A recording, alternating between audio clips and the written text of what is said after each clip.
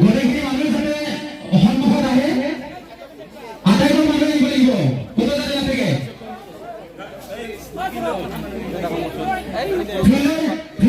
ফিল্ডতে যদি মানুহ আছে আহিব পাৰে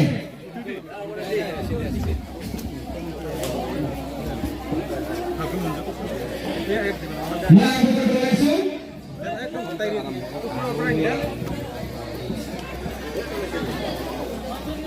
বেঞ্চত উঠা যায় বেঞ্চত উঠা এই হা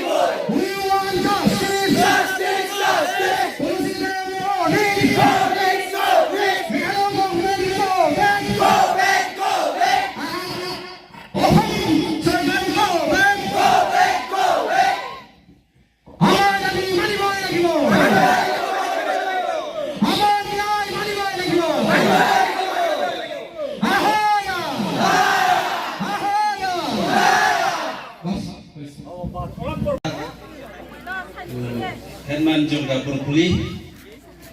nanti Muniram Rabha juga penjat terus yang kena kejalan kiwe ki para ramba ibadah kinong kitkam jongga Assam Meghalaya Joint Protection Committee nanti kiri ramba kinong yalam sinong ki long kemi ki samla bat kumjuro kita men gikro balai apa yang kena kejalan ke pemerintah resmi hakaba lakot dah kena ke komiti jungi hakaba ngi penlong yang kena ke awareness program on protesting against the implementation of the Kulsi River Dam project hakaba kumpul orang menagi rumah kebelakang Ahmad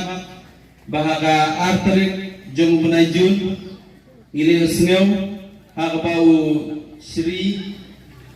Konrad Sama ibadai siam badan berom jungi kumjuro Himanto Biswa Sama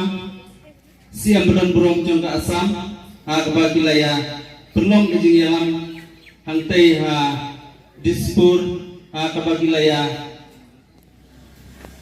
Tainya bat kilaya keren hagi bede ki kum ki bordar isu bat kum ta terter tendre ke bapun susi yang ni kalong ba hagatu wasmi ngile usngaw hagpa baru anur ki siem bedon buram jungi kila penpa ba ya kena kul sidam an sawan ban pan jengmut nagi pajba lana ke jemut munjur nagi pajba ba an pentrino yang kena ke projek kapasusi kalong ba mangikum kinong senong jong kena katay bat kadong hakaba kibabun kidegi garo ki rabha ki khasi ki boro bat kiwei ro ki jat pendriu ki bangia imhne dak spa senem kado menta menne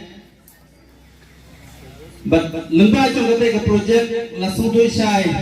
bagine senong ibadon bagine kathai kin sangam jelok bat dijingdan jengem